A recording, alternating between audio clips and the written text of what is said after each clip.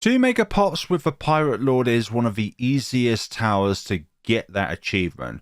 But what if we give ourselves some extra challenges here? Extra restrictions that makes this otherwise a harder scenario when it comes to these sort of things. So that is what I'm going to do today. We're going to be playing chimps, but each letter appears twice. C, the extra C, stands for covert pops. All balloons are camofied. H stands for heroless. We cannot plop down a hero, let's say Geraldo. I stands for impoppable prices. So therefore, every single upgrade and whatever it is, it's more expensive than it normally would be. M stands for max monkeys or max tiers. You can only use one of each tower or no tier 5 upgrades allowed at any given point in time. So let's say, for example, you cannot have a Grandmaster Ninja and a Balloon Jitsu. Not allowed. P stands for pausing. You cannot pause the game at any given point whatsoever. Now this could... oh gosh. I forgot to upgrade our ninja, so we're going to have to restart. P stands for pausing. Not even to go to the main menu or anything like that. You cannot just simply click settings or click your escape button or click the button below escape and pause the game. And S stands for stalling. You cannot use towers that prevents balloons movement. So let's say, for example, on the ninja, we cannot use distraction because that enables the balloons to go backwards. We cannot use glue gun at any given point in time, or ice towers, or any kind of upgrade that prevents or slows down balloons' movements at any given point in time. Now, with the engineer middle path, as long as you don't have the pin upgrade, which is its bottom path, it doesn't stall balloons or slow them down at any given point in time. It just pops leads and removes camo and regrow properties. The alchemist, as long as you don't have the unstable concoction, I believe you're fine, because I think unstable concoction kind of causes a stun effect. Maybe I'm wrong about that factor there. And villages are okay. Like, there's nothing there that prevents balloon movement.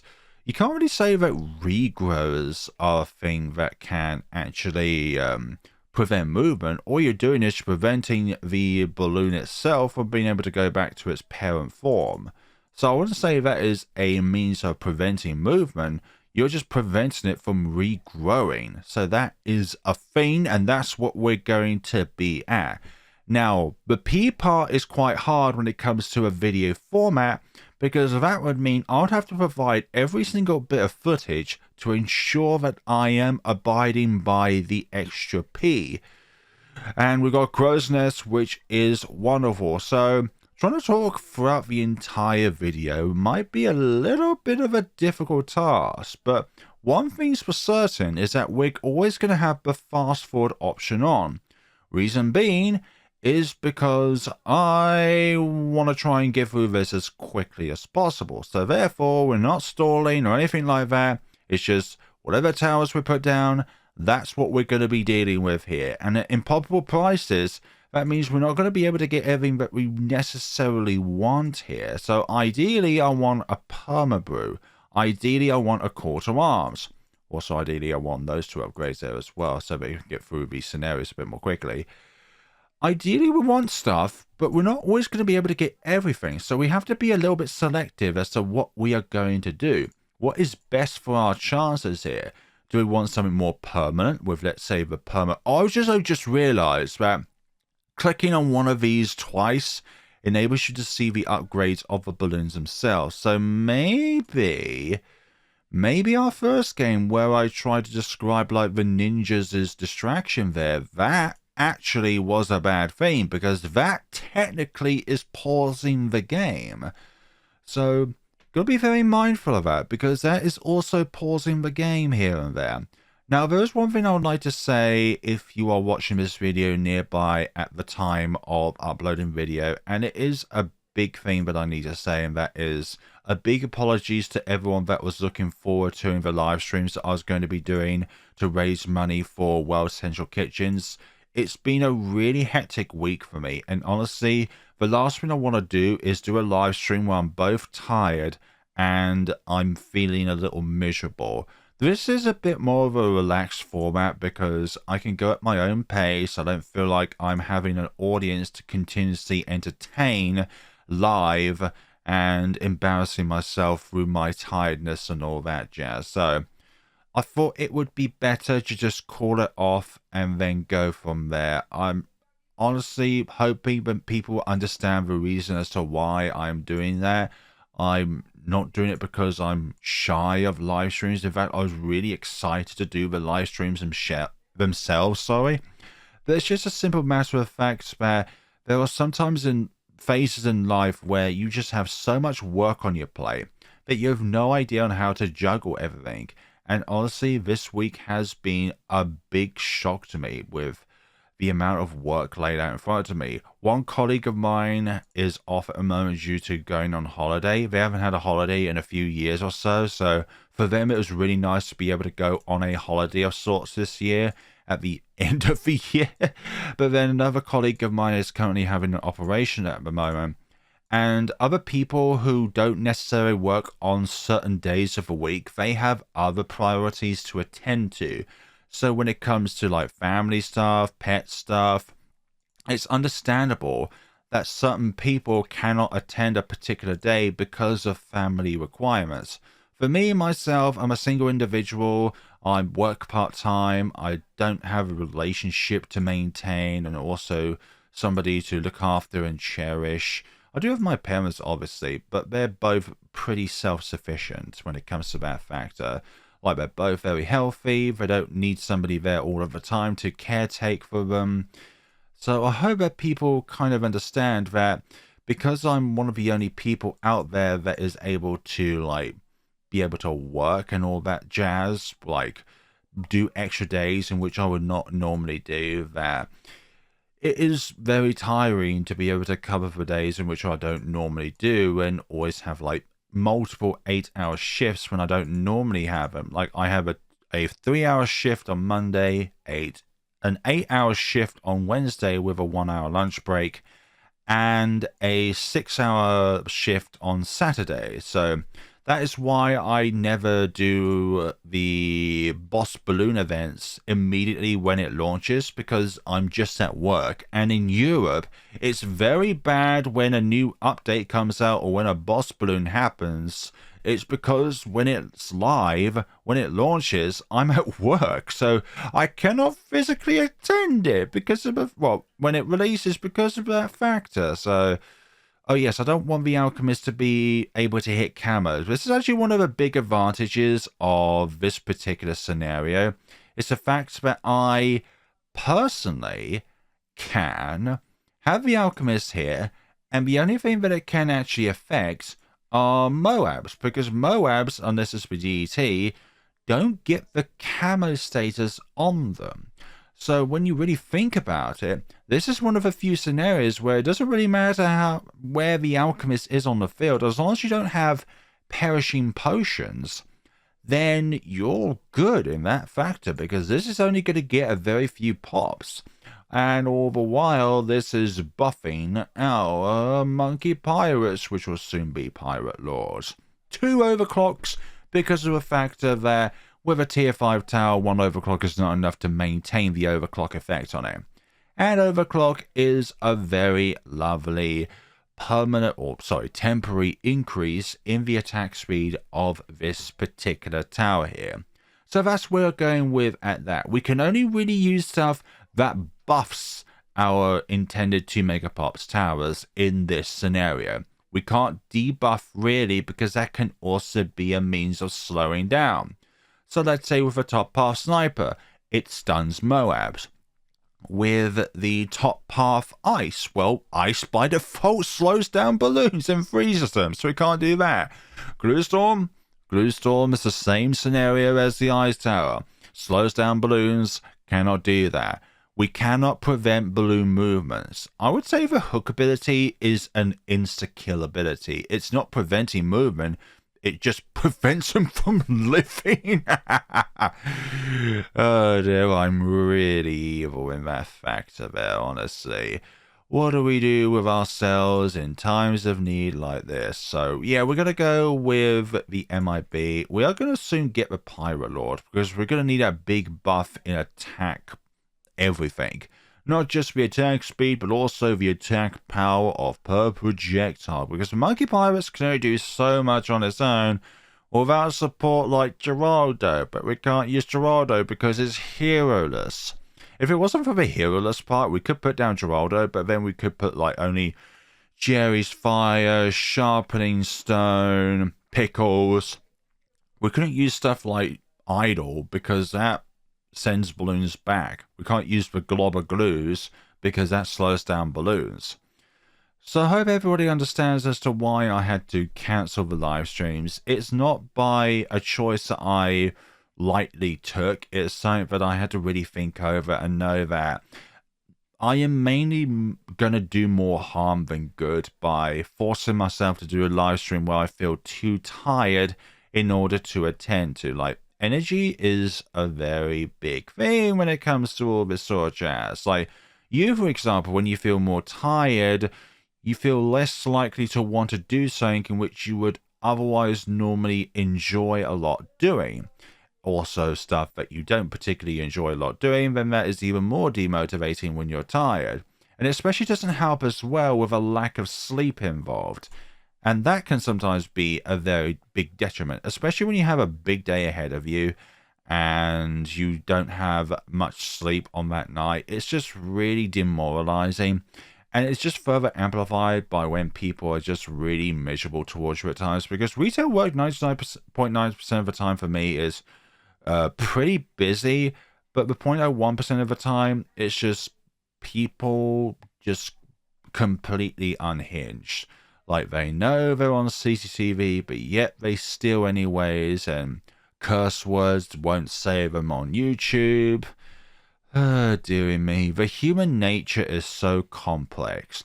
Like, if you think the most complicated creature is not a human being, then I think you are not correct. I'm not saying you're wrong, but I would say that every other animal in existence doesn't have prejudice. They don't have the precognitive disposition of judging something or someone before even getting to know them. Like with animals in the wild, they can, well, you could say that in some ways they could be prejudiced, but that is a survival instinct. It's not just by a flick of a switch. One day you're nice, and then the next day, nah, I don't want to listen to you because I think I'm right and you're wrong and I don't like the way you look and all that jazz. So that is why people are both the, I don't know, the best creatures to put up with, but also the worst creatures to put up with. No matter how big a blue whale is, it will never see you as anything other than what it would normally see you otherwise. Just because it is massive does not make it the biggest threat to you. And the thing that makes it not the biggest threat to you is the fact that you're not in the same bit of ocean as it is. And also the fact that, well, by nature, whales are in water. So it's not like they can actually just walk on land and attack you. The biggest of things are not the things that we should be worried about. The things that we should worry about the biggest are the things in which we don't know about, or the things we have acknowledged, and the fact that we are probably unable to actually predict on how to go from there because of the unpredictability of the human nature. Like, we as people, we as 8 billion walking or unable to walk individuals with their own individualistic, unique sets and personalities, skills, strengths, and weaknesses. We all contribute something to the world. Even if you don't feel that you do in some ways. You as an individual watching right now, either right now when this video is uploaded or years into the future, you are capable of stuff that no one else is capable of. Your own unique set of skills. You are the only one that can do what you can, your own set of skills, and when you combine your own set of skills, that is something in which nobody in that set of combination can do, because we are all individuals. We have strengths, we have weaknesses. Our strengths allow us to flare up and rise to the next level, but our weaknesses define our boundaries and know what we need to work upon. We can't just sail through life and believe that everything is easy, because then A, you're lying to yourself, but B, if everything was easy, then there is no challenge. And this is a challenge in and of itself. Like, we can't use anything like glues, ices, sabos, or heroes for that factor. By the way, replace all of the towers that we have selected for this challenge. But what I'm trying to say is even if you feel that you don't have something, just know that there is somebody who physically has far less than you. And that's very easy to say, and it is quite easy to say. Unless, of course, you cannot speak, and that is really bad, because, well, removing your voice is one of the most horrible things I can imagine, either from birth or anything along those lines. Like, sometimes life just gives you the cards in which you have to deal with, but those cards aren't necessarily something in which is very kind. And 99.9% of the time, the world is not ideal in how we would want it to be. Like, there's always something around the corner that is going to present a challenge which is quite unfair for one, for you, for those around you, stuff like that. It's always going to be unfair. But in that unfairness, if you can make it to the other side, that means that unfairness is not completely unfair to the point of insanity. And I feel like all of us need to watch out for both ourselves and each other when it comes to the issue of mental health. It is something that we all have, inherently or not. We all have mental health. We have physical health.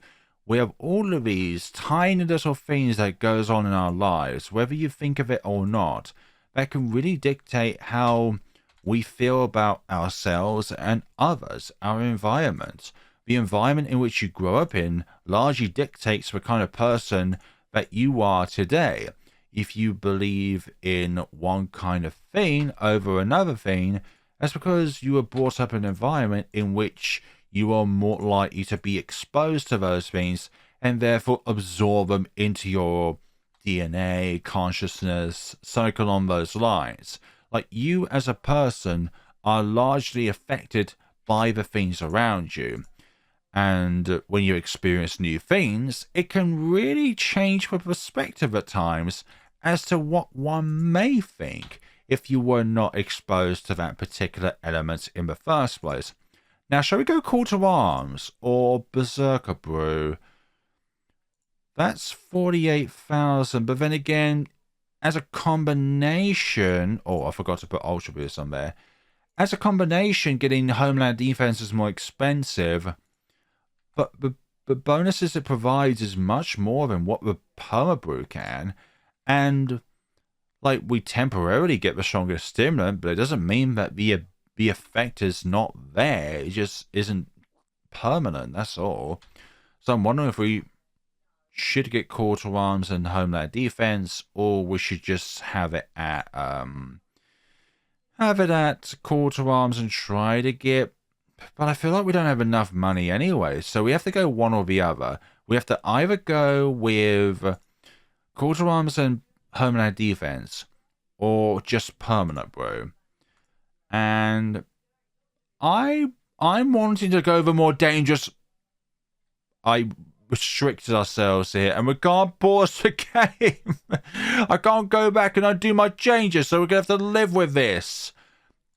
Yeah, and we can have a tier 5 of the Monkey Village because of the fact that, well, we've only got one of these on the field.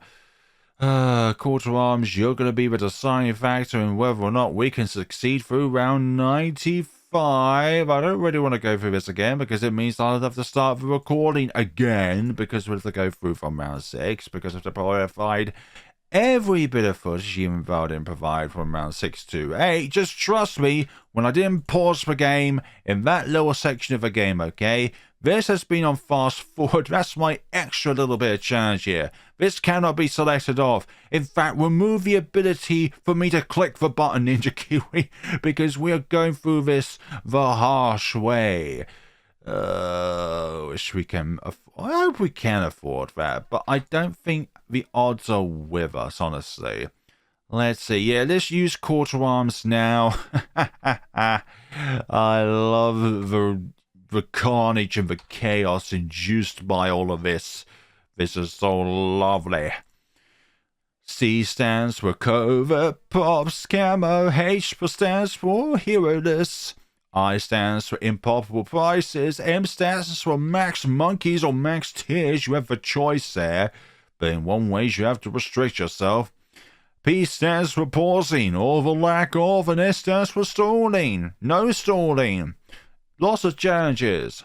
And I bet somebody on Reddit has made like one, but we have even more restrictions. So every letter in Chimps appears 3 times rather than just 2. I wonder what that's going to be. You can't place any towers down, but yet you're expected to complete the challenge, and somebody has managed to complete the challenge because they're just that dumbstruck with luck. Oh, dearie me. Let's see. Call to arms. We definitely need it. Let's use a hook. Overclock. Overclock with call to arms is insane. But you know what else is even better? Homeland. Oh my god. Oh my god. Oh my god. All these ceramics are scaring me. I don't want these ceramics. Thank you very much. Call to arms again. And then last but not least, the bad here. And we cannot afford permanent brew. Fine. We'll go to perishing potions then. Just so that those that are perishing potions simps can be happy. Call to arms. Lovely. And there goes you, and that is game, set, and match.